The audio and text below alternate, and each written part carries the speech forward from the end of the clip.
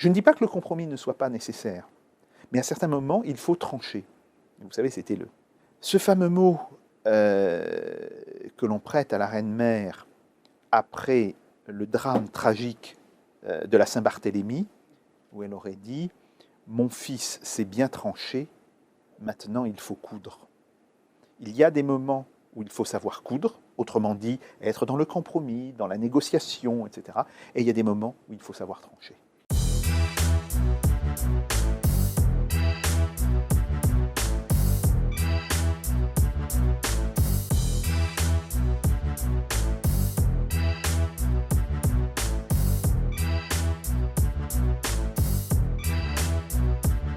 Je suis directeur d'études à l'École des hautes études en sciences sociales, ce qui veut dire l'équivalent d'un professeur d'université. Je travaille à l'École des hautes études depuis 1990. Avant, j'étais maître de conférence à Nanterre, où je suis rentré en 1982.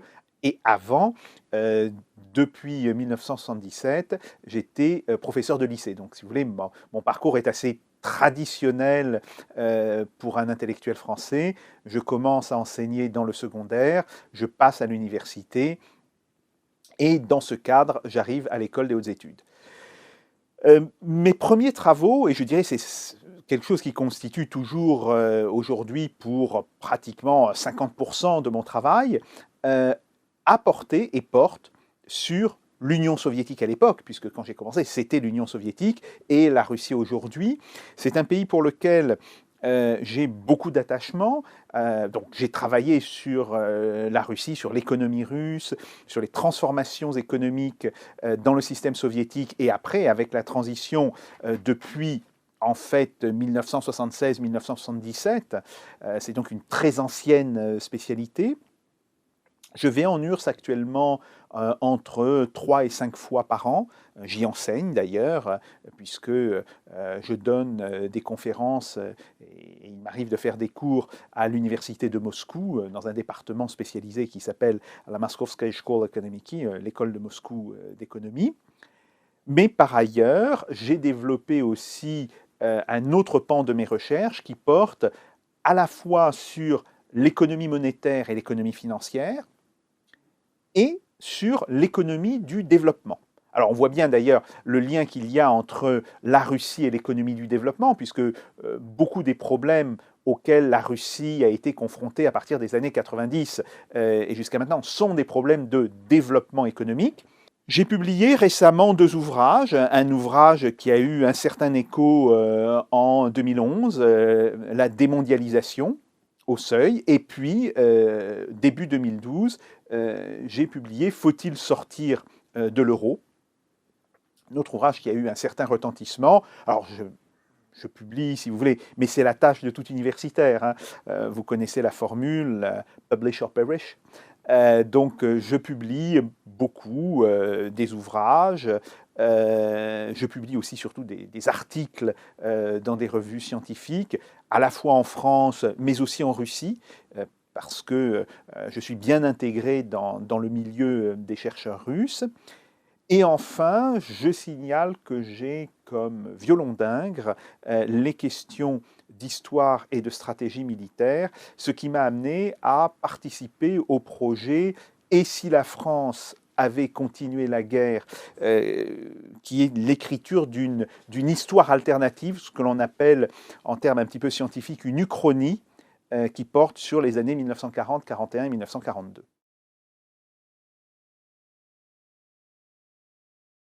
Je pense que nous avons en Europe des politiques divergentes, naturellement, entre pays dont la démographie est récessive et pays dont la démographie est relativement expansionniste.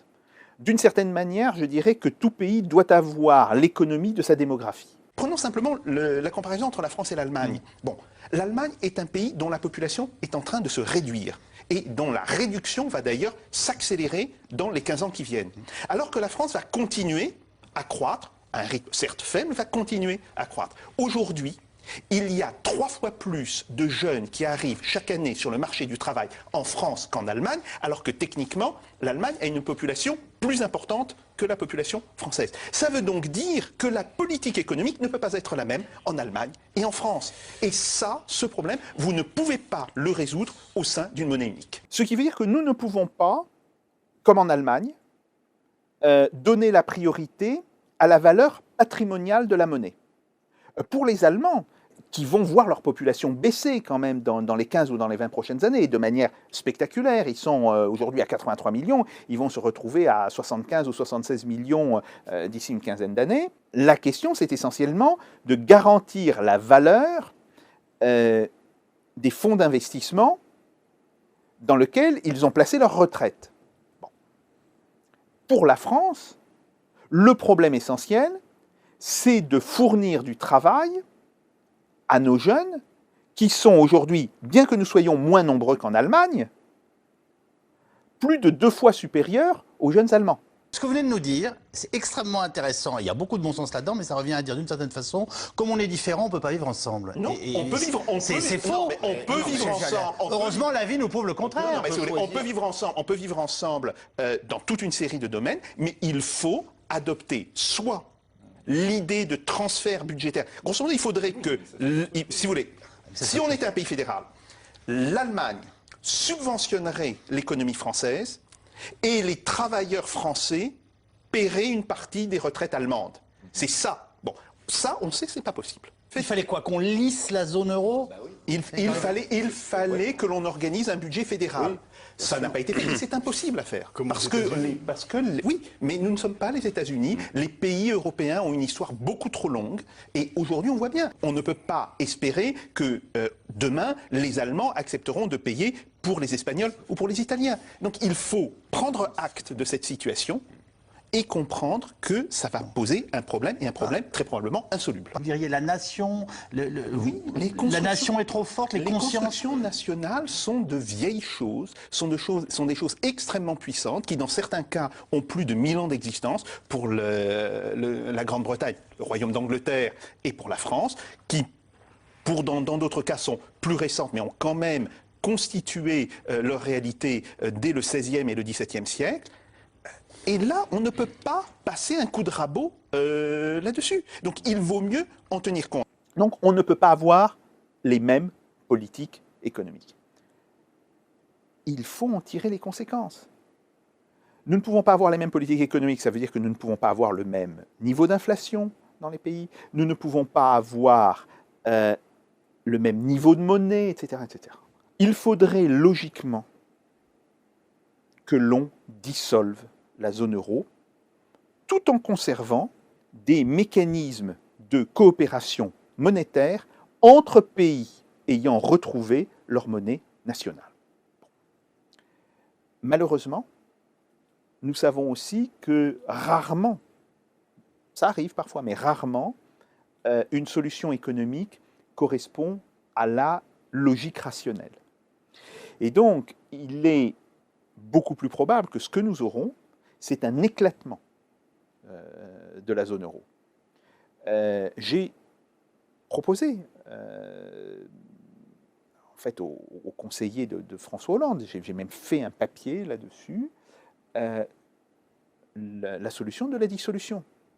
En disant, ça permettrait de conserver des mécanismes de coopération, de faire en sorte, par exemple, que, bien sûr, il y aurait des dévaluations et des réévaluations. Hein. Le marque se réévaluerait probablement, nous on dévaluerait un peu, bon, etc. De permettre qu'elles aient des limites. Il faut absolument que nos banques aient des règles communes. Bon. Donc, il ne s'agit pas de tout jeter non plus. Dire on dissout la zone euro, les gens disent ah oui, mais vous voulez revenir grosso modo à la situation d'avant 1958. Non! On va conserver ce qui est bon dans ce système et on abandonne ce qui est mauvais. Mais ça impliquerait que les dirigeants politiques aient le courage de regarder la réalité et le courage de dire à d'autres dirigeants politiques le rêve d'une monnaie unique été prématuré et il ne peut plus être aujourd'hui maintenu. Comme nous n'avons pas ce courage, nous allons laisser les événements décider pour nous. Et ça veut dire que nous allons arriver à un éclatement de la zone euro, ce qui, d'une certaine manière, risque d'être beaucoup plus traumatique pour l'Allemagne que pour la France et pour l'Italie. En fait, si la zone euro éclate, la France et l'Italie s'en sortent pas mal. Par contre, l'Allemagne, elle, subira un choc considérable parce qu'un éclatement de la zone euro, ça veut dire aussi qu'il n'y a plus de mécanisme de coordination résiduel pour essayer de faire en sorte que les parités de change ne fluctuent pas trop. Si vous voulez, dans une dissolution de la zone euro, grosso modo, on va calculer ça par rapport au dollar pour avoir une base fixe. Le franc vient à 1 dollar pour un franc, c'est-à-dire que par rapport au niveau actuel en euros, on dévalue d'environ 20%. Le mark va monter à 1,45 $. Donc ça veut dire qu'il y aura globalement 45% d'écart de taux de change entre la France et l'Allemagne. Et puis, on peut recalculer le taux de change de l'Italie, de l'Espagne, etc. Mais si l'on est dans une logique d'éclatement, c'est-à-dire de quelque chose qui n'est pas du tout maîtrisé, ce que l'on aura, c'est un mark qui montera à 2 dollars. Ça va casser pour un temps. J'espère pas définitivement, mais ça va casser pour un temps l'économie allemande. Les Allemands, qui aujourd'hui disent oui, c'est génial, on n'a pas beaucoup de chômage, etc., risquent de se retrouver avec 15% de chômeurs. Et comment vont-ils réagir à ce moment-là? Évidemment, ils vont dire, mais c'est votre faute, à vous Français, à vous Italiens. Et nous partirons dans une logique de se rejeter la faute, de se rejeter le blâme entre pays européens. Ça risque d'être assez malsain, si vous voulez. Bon, alors là, je vous donne le pire. Je vous ai donné la meilleure solution qui était une dissolution faite à froid coordonné. Il faut espérer qu'on arrivera à trouver malgré tout des points d'entente entre les deux. Mais, je le dis, plus longtemps nous cherchons à faire survivre la zone euro, et plus la dissolution, l'explosion de la zone euro, qui surviendra inéluctablement dans 2 ans, dans 3 ans, dans 4 ans, mais ça surviendra, il faut se mettre ça dans la tête, sera traumatique et sera conflictuel entre les pays. Par contre, si nous avions le courage d'agir à froid maintenant, pourquoi je dis agir à froid? Parce que Mario Draghi, par ses déclarations, il n'a rien fait en réalité, mais par ses déclarations, il avait calmé le jeu depuis octobre. Tout a commencé par cette phrase du nouveau président de la BCE à la veille des JO de Londres. Whatever it takes to preserve the euro. And believe me, it will be enough. La BCE fera tout ce qui est nécessaire pour préserver l'euro et croyez-moi, ce sera suffisant. À 2 reprises au cours de 2 LTRO, 2 opérations de prêt en direction des banques de la zone euro, la BCE va injecter dans le circuit bancaire 1 000 milliards d'euros de liquidités à un taux d'emprunt défiant toute concurrence et sur 3 ans. Novembre, décembre, janvier, c'est bon. Février, en fait, avant même l'élection italienne, ça fait grosso modo 10 jours qu'on voit les taux qui remontent en Italie et en Espagne. Donc on sent qu'on est dans une situation qui est en train de se dégrader assez vite. Pour l'instant, on n'est pas dans une situation de crise ouverte, néanmoins. Donc on pourrait encore, à froid, surprendre les marchés en leur disant, voilà, on dissout la zone euro, on revient à des monnaies nationales. Le faire très vite, mais le faire bien, dire quelles sont les institutions que nous conservons, en profiter pour réécrire le statut de la Banque Centrale Européenne qui se transformerait à ce moment-là en un organisme de cogestion des différentes monnaies. Bon, okay. Si on laisse passer, d'une certaine manière, cette chance historique, on risque d'être dans une situation de plus en plus délicate, mais où on aura de moins en moins de marge de manœuvre. Parce que, d'une certaine manière, nous serons contraints par l'évolution de la situation économique, un jour ou l'autre, de sortir de l'euro. Et donc, ce qui m'attriste beaucoup, c'est de voir qu'aujourd'hui, notre classe politique, qui sait très bien à quoi s'en tenir, si vous voulez, il ne faut pas ici regarder uniquement les déclarations. Vous parlez avec des grands industriels, ils vous disent, oui, l'euro est mort. Vous parlez avec des responsables de banque, ils vous disent, oui, l'euro est mort. Vous parlez même avec des responsables politiques et même des membres du gouvernement. Et ils vous disent, ah, si j'étais Premier ministre à la place de Premier ministre actuel, je pense qu'il faudrait sortir de l'euro. Donc, d'une certaine manière, il y a bien, si vous voulez, cette idée circule. On a pu voir dans Le Monde un article de Le Parmentier. Si moi j'avais écrit ça, on m'aurait dit, mais vous êtes anti-européen, c'est normal, vous êtes anti-européen. C'est la charge la plus virulente que j'ai vue sur l'euro, sur l'Europe et sur le traité de Maastricht. Bon. Donc, il y a cette conscience qui est en train de pénétrer dans les élites, etc. Mais pour l'instant, il n'y a pas le courage politique d'agir. Et si vous voulez, c'est là où nous avons un problème avec notre président. François Hollande est un homme d'une grande intelligence. C'est même un homme qui comprend assez bien les questions économiques. Il les comprend certainement mieux que son prédécesseur. Mais c'est un homme dont toute la culture et tout le caractère le portent essentiellement vers le compromis. Aujourd'hui, je ne dis pas que le compromis ne soit pas nécessaire, mais à certains moments, il faut trancher. Vous savez, c'était ce fameux mot que l'on prête à la reine-mère après le drame tragique de la Saint-Barthélemy, où elle aurait dit « Mon fils s'est bien tranché, maintenant il faut coudre ». Il y a des moments où il faut savoir coudre, autrement dit, être dans le compromis, dans la négociation, etc. Et il y a des moments où il faut savoir trancher.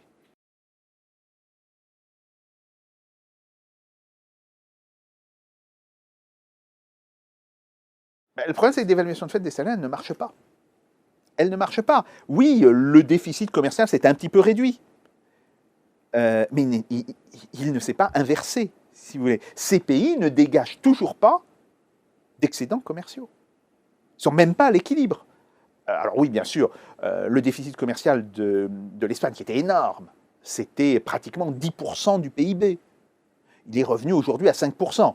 Oui, c'est un progrès, mais 5% de déficit du PIB, c'est insupportable, en fait, dans le cadre de la zone euro. Donc, si vous voulez, on a fait tout ça pour des résultats plus que médiocres.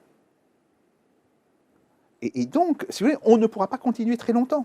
Le chômage, aujourd'hui, en Espagne, il atteint des niveaux qui n'ont jamais été vus depuis la Seconde Guerre mondiale. Donc voilà, on est en train de plonger l'Europe dans une dépression pire que celle des années 30, pour aucun résultat. Je crois qu'il y a de plus en plus de gens qui le comprennent. Quand je dis de gens, je dis de gens responsables, de gens qui ont des responsabilités, qui le comprennent, qui comprennent que la solution, elle est dans des dévaluations et donc dans la fin de l'euro, mais malheureusement, nous avons à la tête de l'État quelqu'un qui serait un homme politique admirable dans des conditions plus favorables, mais qui aujourd'hui semble manquer. Je dis semble parce qu'on ne sait pas fondamentalement comment il peut réagir, mais pour l'instant, il semble manquer de la force de caractère nécessaire pour trancher.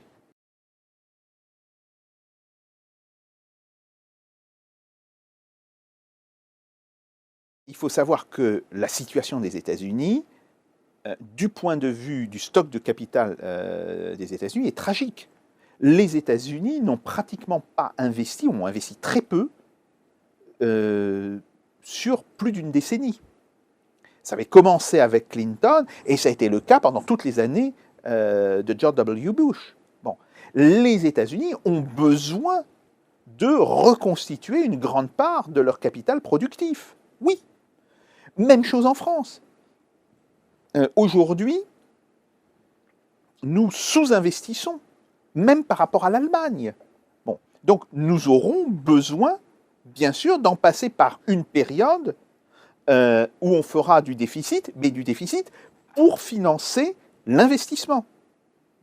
Le problème, c'est que notre déficit aujourd'hui, c'est en bonne partie des charges de fonctionnement. Et surtout, il faut comprendre que le keynésianisme, c'est on fait du déficit en période de récession, mais on revient à l'équilibre, voire on dégage un excédent en période d'expansion. Keynes n'a jamais préconisé le déficit pour tous les temps, si vous voulez, mais il explique aussi que le déficit et l'inflation sont des méthodes pour financer l'investissement. Depression economics is when the normal things you do to boost the economy, have the Federal Reserve cut interest rates a little bit, are no longer available or effective. It's a situation where the normal rules of economic policy have to be put on hold, and you really need to do extraordinary stuff. The private sector won't spend. Government can step in and provide the spending that we need in order to keep this economy afloat. The most important thing, his policy priority right now should be doing whatever he can to at least move in the direction of the kinds of policies that we want for full employment, that we need for full employment, and that the obsessions of Washington about a grand bargain on the deficit are really pretty much beside the point right now. That if given a choice between doing something that will help the economy in the next 2 years and something that will allegedly settle our budget problems for all time, which it wouldn't, that he should go for the stuff that will help the economy now.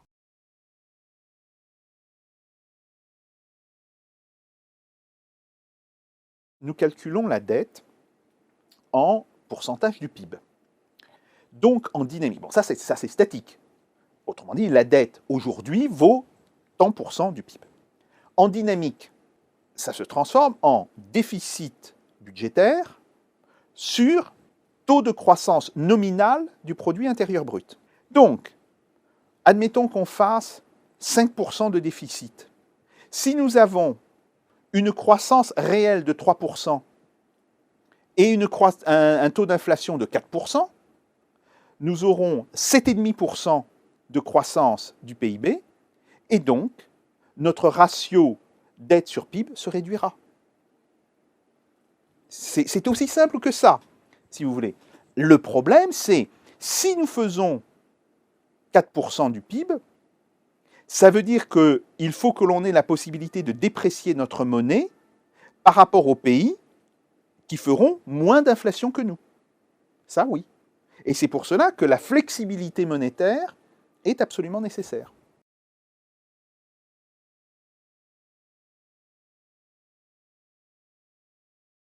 Oui, ça, bon, il y a évidemment un espèce de climat général qui considère que c'est fini les temps de grande croissance, etc. Je ne pense pas du tout. Je pense qu'en réalité, nous avons la potentialité de faire des croissances, alors relativement fortes. Il faut savoir que historiquement, si on regarde les trends historiques, une croissance de 3% par an, mais sur 10 ans, hein, c'est une croissance très forte. C'est une croissance extrêmement importante. Bon, oui, nous avons tout à fait ces possibilités, mais là encore, ça implique que l'investissement soit beaucoup plus important en France, un investissement matériel, oui, mais aussi l'investissement en capital humain. Et donc, par exemple, que le gouvernement décide de comprimer les crédits d'enseignement, les crédits du ministère de l'Éducation nationale et du ministère de l'Enseignement supérieur et de la Recherche, c'est de la folie. Ce sont les derniers crédits qu'il faut toucher. Bon, donc, voilà. Un vrai keynésianisme, c'est cela. Et le problème, c'est que les gens, quand on parle de déficit, ils ne pensent qu'à un déficit sur les dépenses courantes. Bien sûr que non.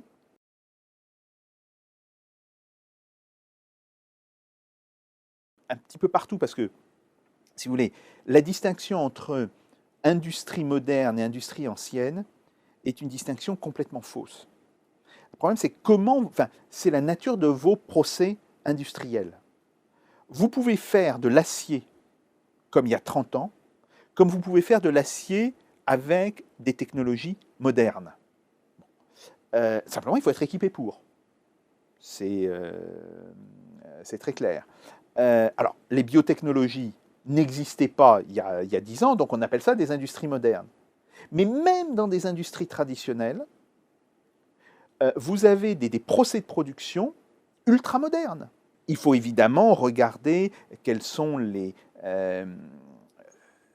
points sur lesquels il est plus profitable d'investir. Parce que quand on dit il faut investir, ça ne veut pas dire nécessairement que l'investissement aura partout le même retour sur investissement. Cette notion très économique d'un retour sur investissement doit être au cœur d'une politique d'investissement, et en particulier, non seulement le retour en termes de croissance, mais le retour en termes d'emploi. Il faut développer les investissements qui seront les plus efficaces à la fois pour créer de l'emploi et pour créer de la croissance. Il faut faire très attention sur des investissements qui créeraient de la croissance sans emploi. Ça, c'est un point important. Donc, oui, il va falloir, et il faut déjà réfléchir sur ces questions. Il faudra, de ce point de vue-là, rétablir des formes de planification dans l'économie française. Bien sûr, ce n'est pas la planification soviétique. Bon. Mais les grandes entreprises ont des plans. Et de ce point de vue-là, il est bon que pour une économie, avec les partenaires industriels et avec les partenaires sociaux, on définisse la direction dans laquelle on veut aller.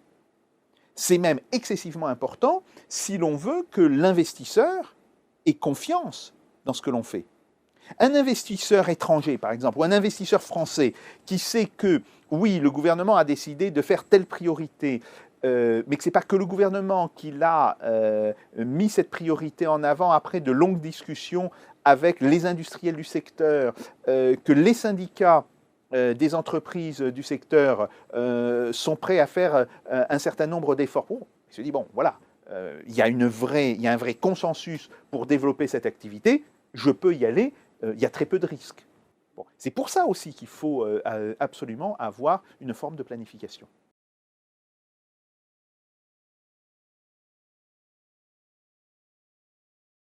Oui, c'est effectivement l'image que l'on a pu avoir.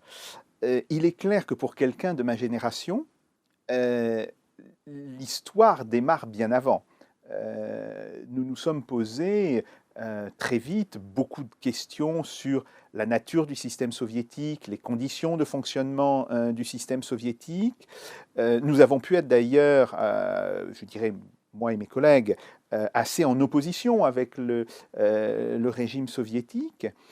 Et puis, sont survenues les années de la perestroïka, les années Gorbatchev, qui ont été à la fois un immense espoir et une immense déception, mais je pense qu'il faut comprendre qu'il y avait ces deux éléments. Les gens ont attendu énormément de choses, et je me souviens par exemple, allant dans les années finissantes de l'Union soviétique, allant en URSS en 88, 89, 90, bon, j'ai été frappé par le bouillonnement intellectuel qu'il y avait à cette époque-là. Et, si vous voulez, ce bouillonnement intellectuel, ce bouillonnement social aussi, a avorté.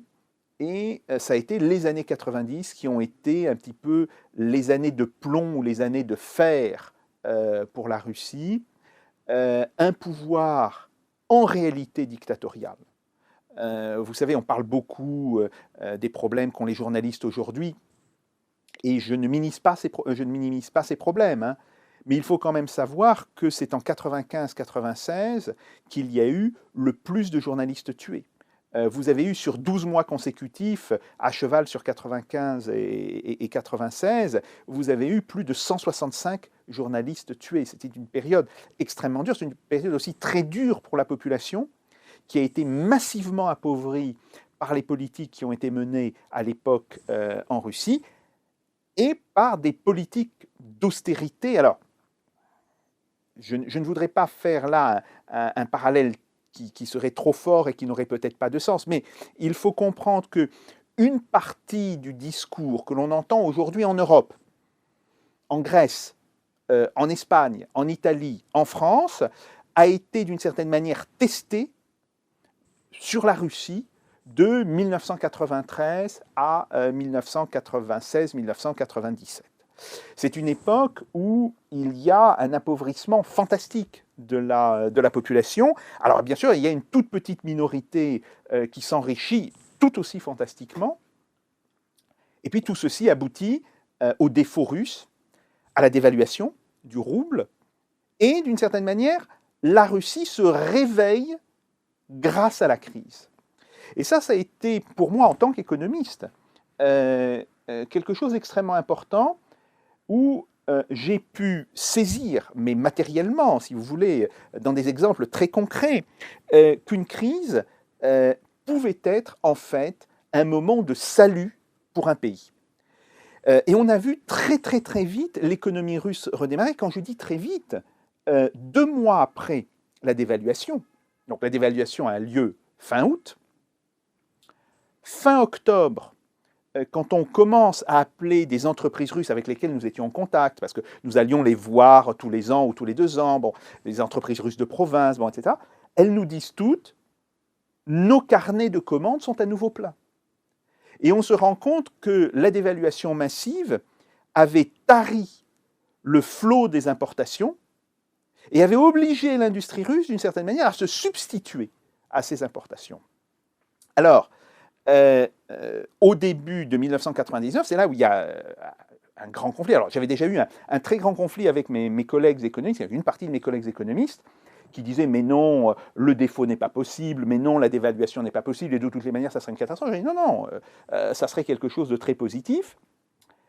Et au début de 1999, je me rappelle très bien, il y avait des rencontres que l'on avait avec des représentants du Fonds monétaire international, des gens des gouvernements occidentaux, gouvernement britannique, gouvernement américain, gouvernement français, et tout le monde disant mais c'est une catastrophe ce qui se passe en Russie, la Russie va complètement s'effondrer. Je dis mais non, attendez, vos dires ne correspondent pas aux chiffres que l'on a. Quand on regarde qu'il s'agisse des statistiques nationales ou des statistiques locales, des statistiques dans les régions, on voit qu'il y a au contraire une espèce de renouveau de l'économie russe. Et on est arrivé à cette situation très amusante où le Fonds monétaire international avait prévu une contraction de l'activité de plus de 5%, et on a eu une croissance de plus de 6%. Autrement dit, il y a eu quasiment 11 points d'écart entre la prévision et la réalité. Je crois que c'est un exemple unique dans l'histoire de la prévision économique par une grande organisation internationale. C'est là où j'ai rencontré toute une série de personnes qui commençaient à se poser des problèmes sur ce qui se passait en Russie, que ça avait fait bouger d'une certaine manière idéologiquement. Je pense à Joe Stiglitz, qui d'ailleurs a commencé à avoir un débat très violent avec les économistes du FMI. Il faut rappeler qu'à cette époque-là, il est l'économiste en chef de la Banque mondiale. Bon, et cette croissance a continué. Alors, il y a une partie de cette croissance qui s'explique par la dévaluation. Très nettement, dans les 3 premières années, c'est la cause principale. Bon. Et après, à partir de 2002, à partir du 2e semestre de 2002, les prix des hydrocarbures se mettent à monter. Ils étaient restés à peu de choses près constants sur 98, 99, 2000 et 2001. Et là, ça apporte un nouveau souffle à la croissance russe.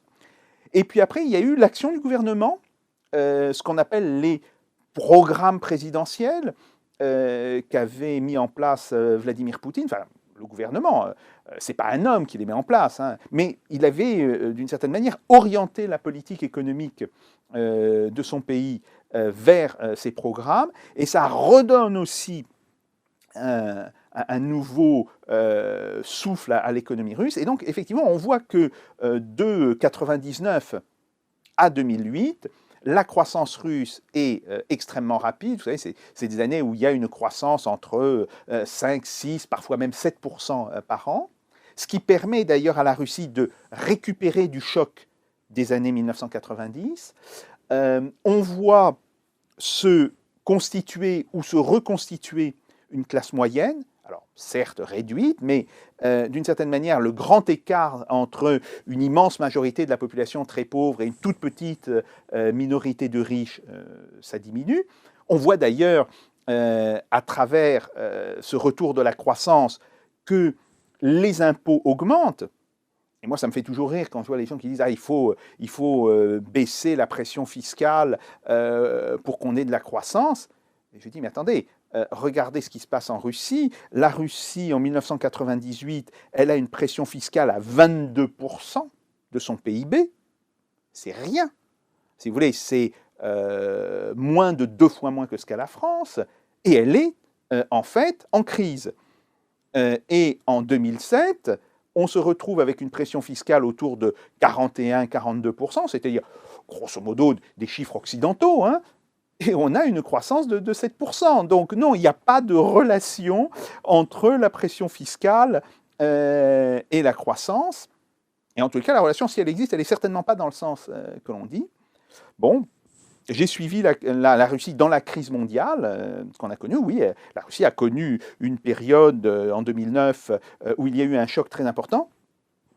Mais il faut savoir que si le PIB a baissé, le revenu réel de la population n'a pas baissé. Et c'est probablement un cas unique dans l'économie mondiale. C'est que, en fait, le gouvernement a apporté une aide extrêmement importante. Alors, il faut dire aussi qu'il en avait les moyens. Dans la phase de croissance des années 2000, la Russie avait reconstitué ses réserves. Là encore, les chiffres sont spectaculaires. En 1998, quand la Russie dévalue, la Banque centrale n'a que 24 milliards de dollars de réserves de change. Début 2008, on est quasiment à 600 milliards de réserves de change.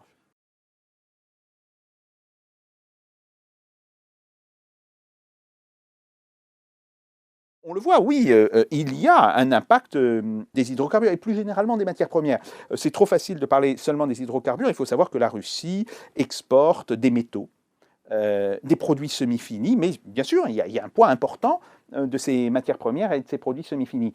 Mais on voit aussi qu'il y a une part de la croissance qui est très largement liée à la reconstruction de l'industrie russe. Même chose, on a travaillé beaucoup sur l'industrie automobile. L'industrie automobile russe était quasiment mourante en 98-99 et elle se reconstruit aujourd'hui. Elle se reconstruit avec l'aide de constructeurs européens ou japonais ou américains. Hein. La construction des usines de Ford, de Volkswagen, de Renault qui jouent un rôle extrêmement important en Russie. Mais ce sont des usines qui sont en Russie. La Russie n'est plus une importatrice de véhicules, elle exporte même, et on voit que la production augmente très rapidement.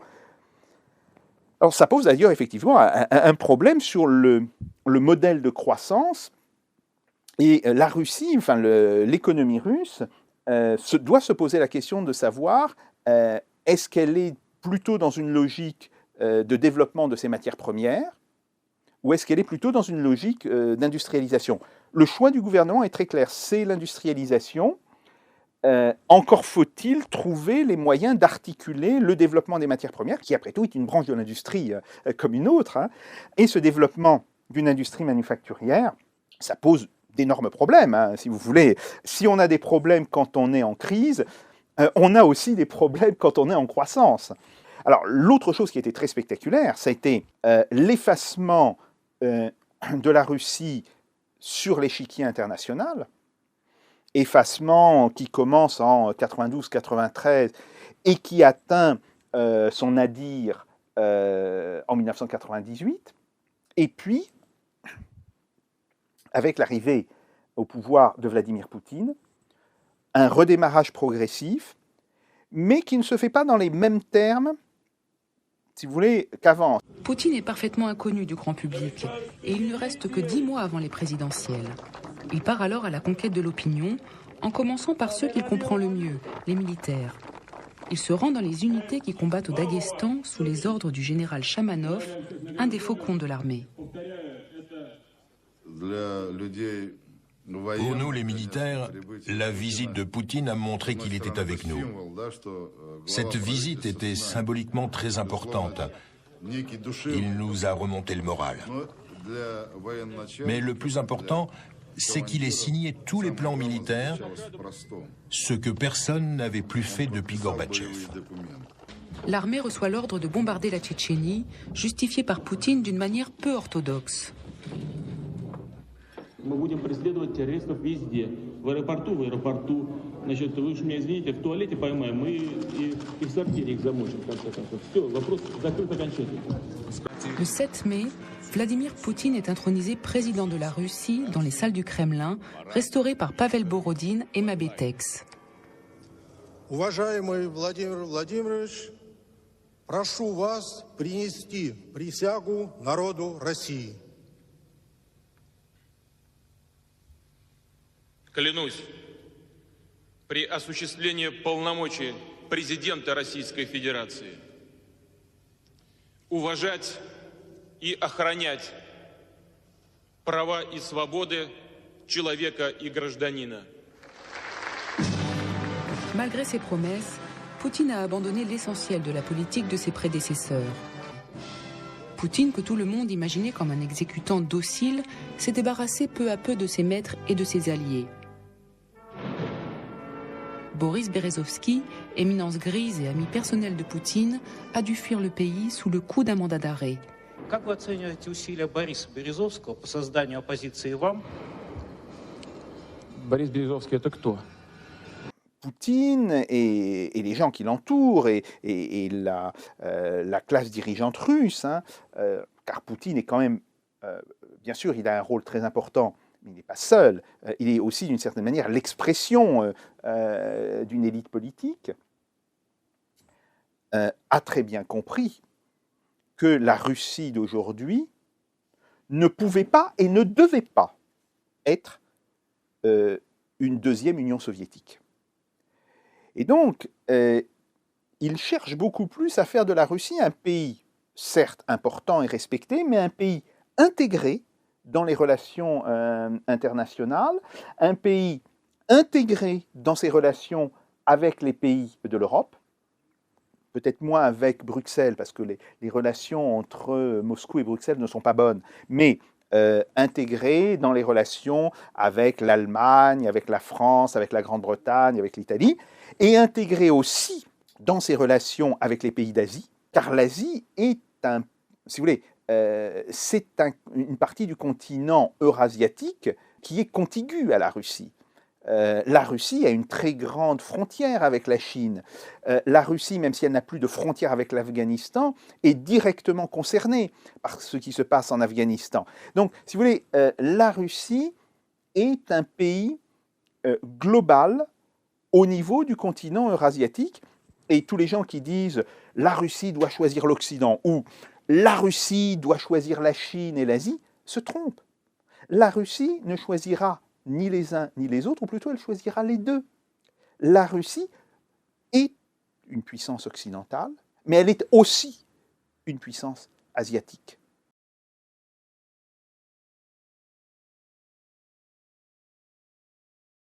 La Russie a cette capacité d'aller très bas vers le fond et de se ressaisir extrêmement vite. Extrêmement vite. Et si vous voulez, une des erreurs les plus classiques que l'on commet sur la Russie, c'est parce que les Russes ne sont ni des Français, ni des Allemands, ni des Anglais, ni des Italiens, de dire ils ne savent pas. Ils ne savent pas travailler, ils font n'importe quoi, leur travail est nécessairement de mauvaise qualité, etc. Ah oui, les Russes sont des Russes. C'est un truisme, mais bon. Ça ne veut pas dire d'ailleurs qu'ils n'aiment pas les Français, qu'ils n'aiment pas les Britanniques, qu'ils n'aiment pas les Italiens, mais bon, ils sont Russes. Et ils ont cette espèce de grande force en eux, qui leur permet surtout, compte tenu de l'immensité du territoire, d'absorber des chocs très violents et de les surmonter. Alors, évidemment, on pense à la Seconde Guerre mondiale, ce que les Russes appellent la Seconde Grande Guerre patriotique. La première Grande Guerre patriotique, c'est contre Napoléon. Il faut toujours s'en souvenir. Donc, c'est la Seconde Grande Guerre patriotique. La Russie, de juin 1941 à septembre 1943, a fait face à 70% des forces de l'Axe. C'est énorme. Si vous voulez, les autres fronts sur lesquels était engagée l'armée allemande et italienne, les forces d'occupation, tout cela ne représentait que 30% des effectifs. Le choc a été considérable et on vient de fêter cette année, en février, excusez-moi, d'ailleurs, l'anniversaire, le 70e anniversaire de la bataille qui représente le tournant de la guerre, qui est Stalingrad. Pourquoi hésiter, s'énerve Hitler. Et il décrète péremptoire, le russe est fini. Il limoge von Bock, prend les choses en main et bouleverse tous les plans de l'état-major.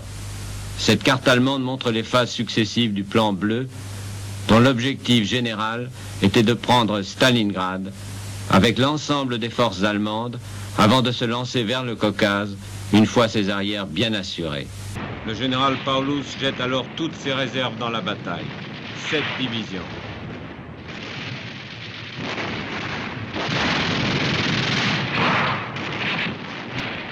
En 15 jours, ces 3 divisions soviétiques ont perdu 75% de leurs effectifs. Les Stuka vont leur donner le coup de grâce.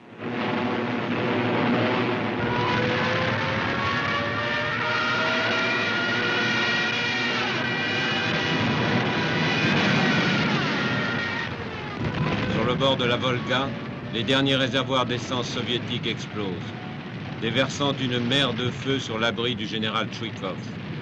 Imperturbable, Tchoukov continue à donner ses ordres. Hitler exulte. Il fait frapper une médaille commémorant la prise de Stalingrad. Il couvre l'Europe d'affiches célébrant sa victoire. Le 9 novembre, à Munich, berceau du nazisme, il prononce un grand discours pour annoncer la bonne nouvelle. Il est plein de morgue et de sarcasme pour l'armée soviétique. Fin octobre, les Allemands occupent les derniers ateliers. Soldats et ouvriers soviétiques ont tenu leur serment. Ils n'ont pas reculé. Et le général Ludnikov conclut, c'est comme ça que nous défendons notre terre. Comme ça. Au tireur d'élite, le général Tchoukov a dit « Chaque soldat allemand doit savoir qu'il est dans la ligne de mire d'un fusil russe. » Bataille qui a été très coûteuse pour les soviétiques comme pour les Allemands, mais qui marque d'une certaine manière le passage à l'offensive de l'armée rouge, et cette offensive va aller de plus en plus fort, de plus en plus vite, et va finir évidemment à Berlin. Les soviétiques avaient, et les Russes en ont hérité, à la fois beaucoup souffert de la guerre. Si vous voulez, il faut se rendre compte, c'est un pays en 1941 qui doit faire 166, 168 millions d'habitants, et où vous allez avoir entre 26 et 28 millions de morts. C'est considérable. Ça représente 15% de la population. C'est comme si nous, en France, on avait eu 6 millions de morts. Donc, ce qui veut dire que les Russes, pour les Russes, le souvenir de la Grande Guerre patriotique, c'est un souvenir douloureux. Je ne connais pas une famille en Russie où on n'ait pas perdu un ou plusieurs membres de sa famille dans le conflit. C'est aussi, bien entendu, un souvenir glorieux, et c'est quelque chose que l'on veut éviter par-dessus tout. Et on a très souvent mal interprété tant la politique étrangère de l'Union soviétique que la politique étrangère de la Russie, parce que l'on oublie, si vous voulez, on n'arrive pas à se mettre à leur place et à comprendre qu'ils ont cette espèce de peur panique d'être confronté à un nouveau 21 juin 1941.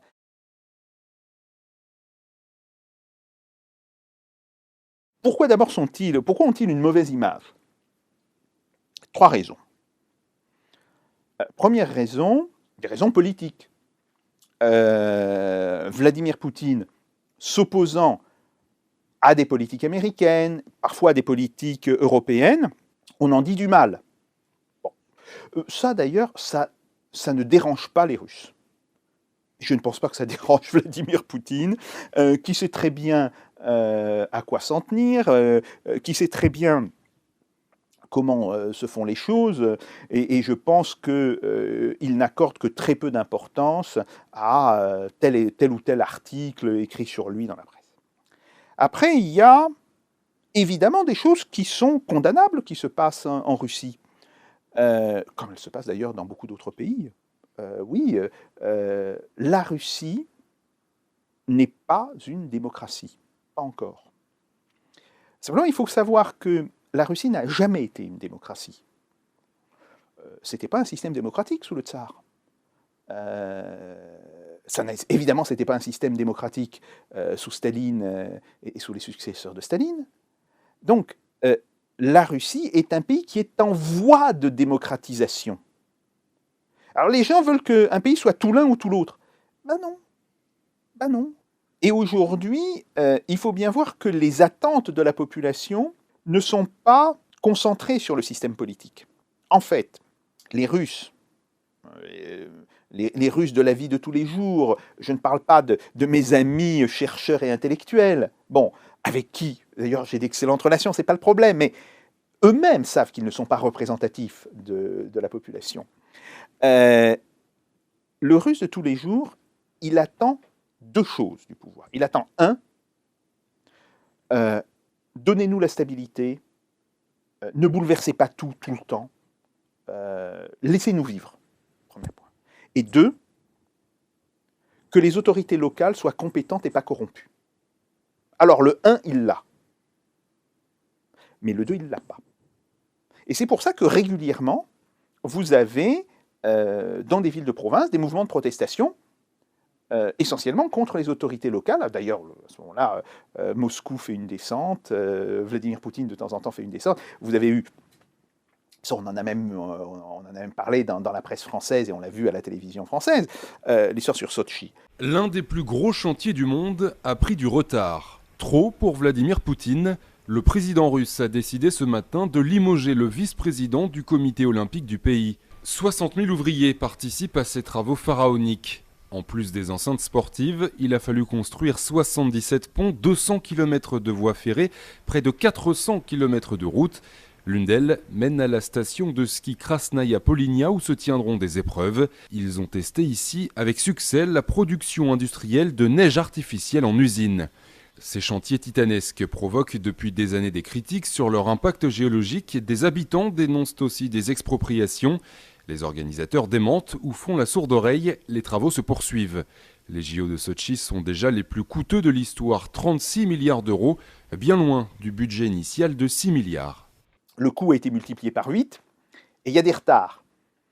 Et on voit un Poutine assez énervé. Alors, moi, j'ai regardé cette émission sur la télé russe, et qui dit « Ah bon, donc si je comprends bien, vos coûts ont été multipliés par 8. » Et alors on voit le responsable qui fait « Oui, monsieur le président. Et les travaux sont toujours pas achevés. » Non, monsieur le président. Eh bien, bon travail, je vous félicite. Et on se dit « Ouh là là là là là là là là là là là là. L'engueulade qui va se faire passer dès que les caméras auront tourné les yeux. » Bon, ok. Mais il y a ces problèmes.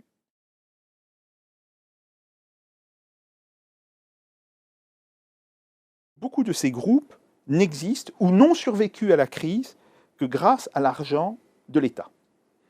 Et là, l'État, si vous voulez, quand il leur a donné de l'argent, il leur a dit « D'accord, mais vous me donnez des actions. » Donc l'État a récupéré une partie importante de l'actionnariat. Deuxièmement, on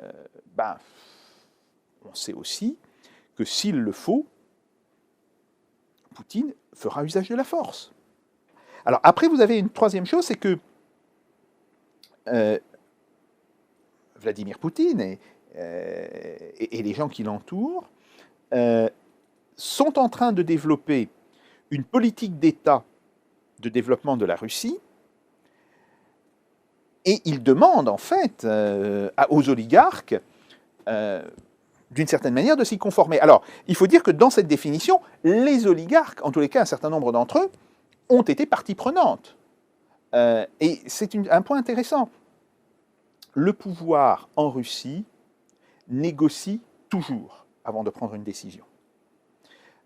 Il n'y a aucun exemple dans ces dernières années où une décision a été prise sans une négociation préalable et sans que l'on cherche à donner aux uns et aux autres à la fois le moyen de s'exprimer, mais leur donner aussi un espace pour pouvoir se retourner, pour pouvoir modifier. Bon. Mais là, très clairement, cette politique sera menée. Et enfin, dernier point, Poutine tient beaucoup à ce qu'un certain nombre de règles soient respectées, et en particulier, quand vous employez des gens, vous devez les payer.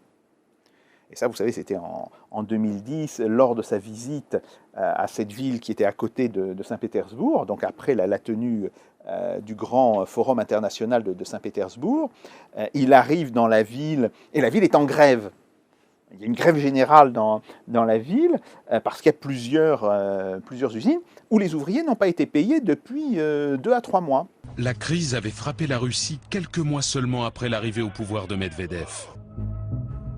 En tant que Premier ministre, Poutine décide d'intervenir personnellement dans les régions les plus touchées par l'effondrement économique.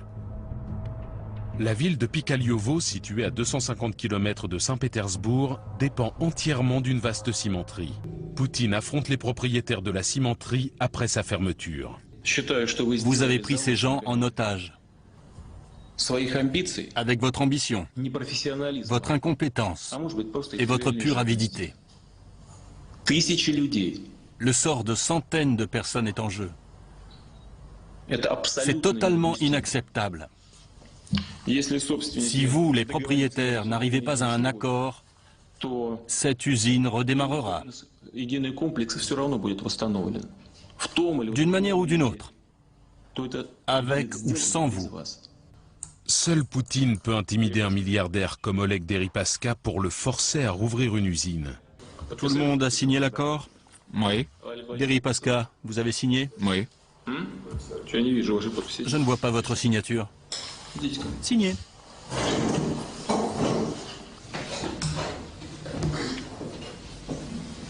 Voici l'accord.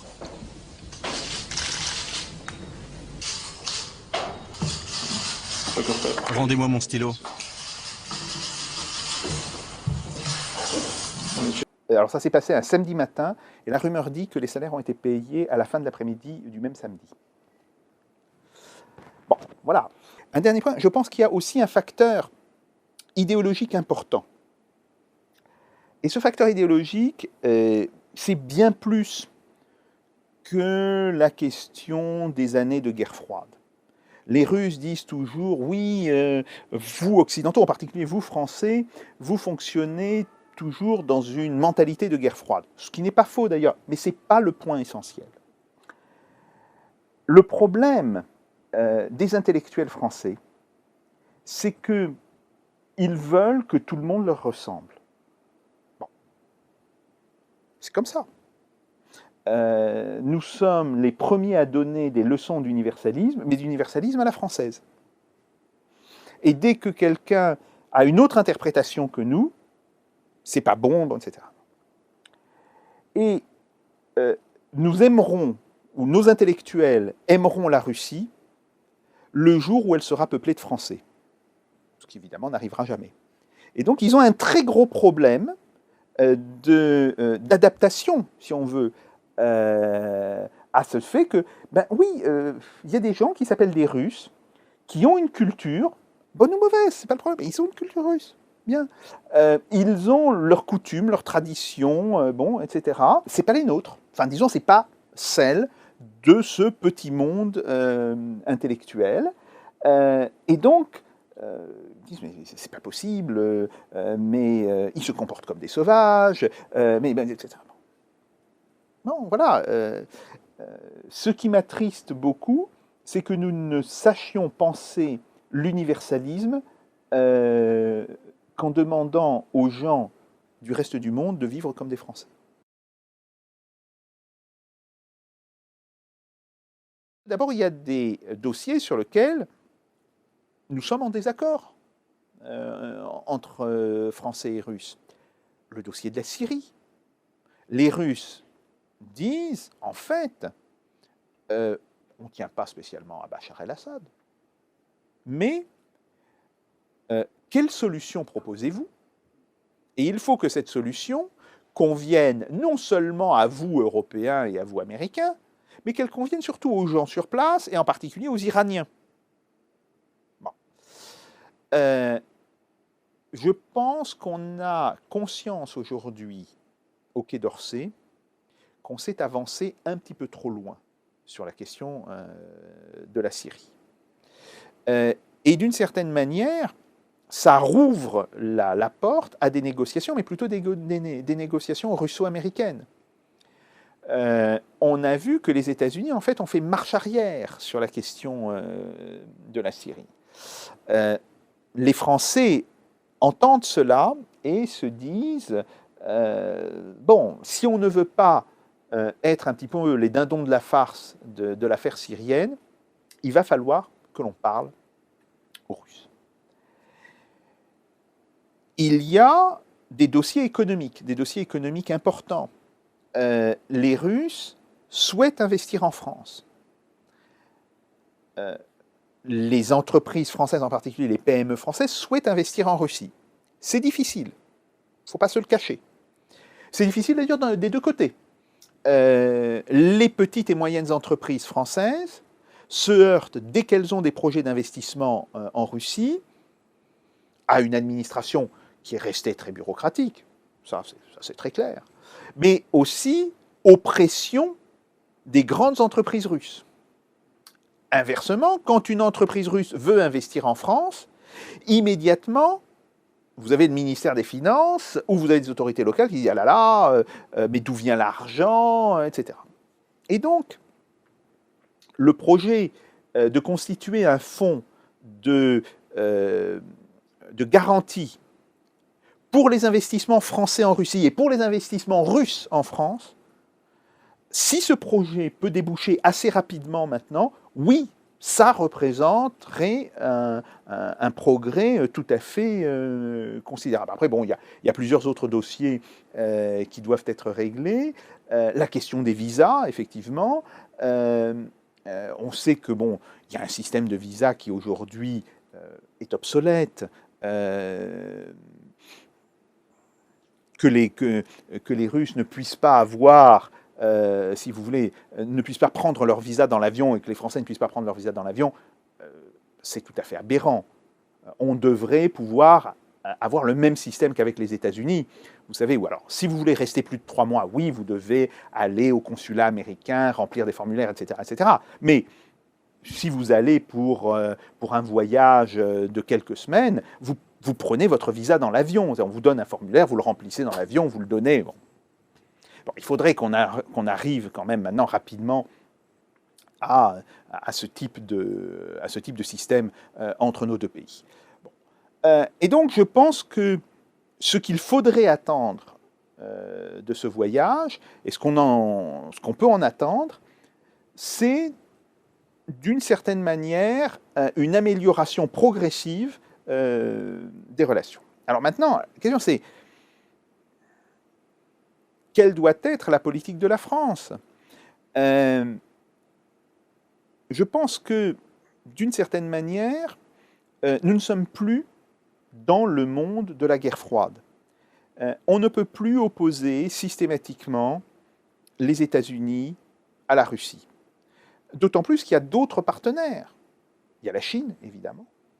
Il y a l'Inde, qui est en train de monter en puissance de manière tout à fait considérable.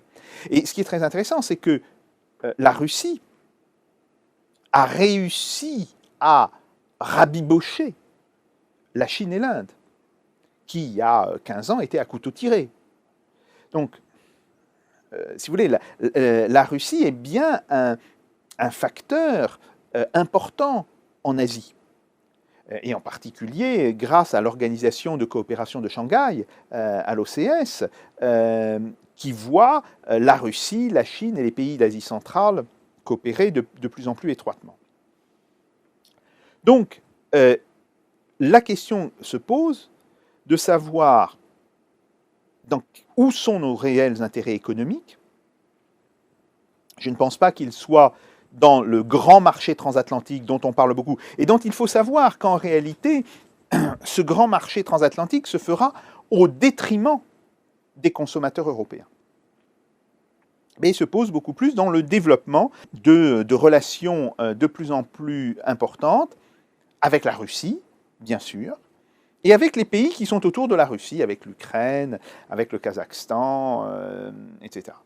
Mais d'un autre côté, sur d'autres questions, nous aurons besoin des Américains, comme nous aurons besoin des Russes. Si vous regardez l'intervention française au Mali, bon, grosso modo, la société française soutient largement cette intervention. Mais attendez, nous n'avons plus aujourd'hui les moyens de transport logistiques, je ne dis pas tactique, logistiques, nécessaires pour faire une telle intervention. Comment avons-nous pu la monter? En louant des avions aux Russes et en demandant une assistance technique aux Américains. Vous avez eu dans les premiers jours de l'intervention, et ça on peut retrouver facilement les images sur les premiers reportages qui étaient faits à l'époque, vous avez à l'aéroport de Bamako, on voit d'énormes avions cargo russes qui déchargent du matériel français. Alors, les Russes disent « Ah, nous, gouvernement, on n'a rien fait. Ce sont des compagnies commerciales qui ont passé un contrat avec le gouvernement français. » Est-ce que vous voyez des compagnies commerciales passer un contrat si le gouvernement russe n'était pas d'accord? Bon. Donc, il y a clairement eu un appui indirect, mais un appui important du gouvernement russe à l'intervention française, mais nous avons aussi besoin des avions cargo américains. On peut le regretter, mais voilà, c'est un fait. Aujourd'hui, nous avons des capacités de transport tactiques. Nous n'avons plus les capacités logistiques nécessaires pour monter ce type d'opération. Et donc, ça veut dire que nous serons nécessairement en coopération à un moment, comme on peut être à un autre moment en conflit. Et je crois que c'est ça l'une des grandes leçons de la nouvelle période historique dans laquelle nous sommes. Les pays peuvent être tout à la fois des concurrents et des partenaires. Prenons le cas sur les industries militaires. L'industrie militaire russe est à la fois concurrente de l'industrie militaire française sur le marché indien et partenaire. Quand il s'agit de vendre des avions, c'est la concurrence entre Sukhoi et Marcel Dassault, enfin la compagnie Marcel Dassault pour le Rafale. Mais quand on regarde le contrat pour les chars, ce que les Indiens ont acheté, ce sont des chars russes équipés d'une conduite de tir française, qui représente, il faut le savoir, environ 25% du prix. Donc, voilà, sur un dossier, on est en concurrence, sur un autre dossier, on est en coopération. Et c'est vrai dans toute une série de cas. Donc, il faut cesser de penser, si vous voulez, des affrontements globaux. Nous ne sommes plus dans des affrontements bloc à bloc, mais nous sommes dans des situations où, parfois, dans le même temps, nous pouvons être en concurrence et nous pouvons être en coopération sur des dossiers.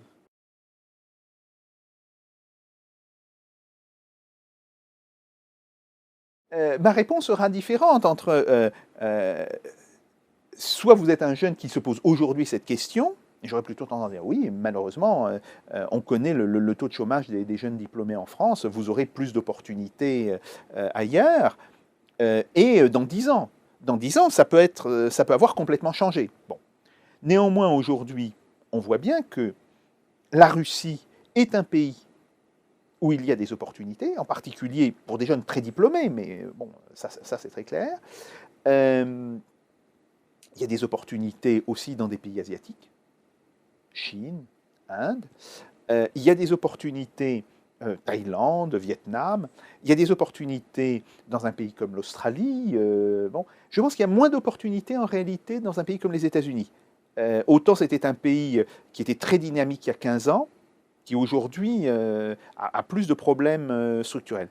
Et par ailleurs, je pense qu'il n'est pas mauvais pour un jeune, pour quelqu'un qui a fait des études d'ingénieur, par exemple, de partir s'expatrier. Ce n'est pas nécessairement une fuite, hein. Une expatriation de 5 ans, de 7 ans, etc. Ça peut permettre d'avoir l'expérience nécessaire, d'acquérir l'expérience nécessaire, et après de revenir en France.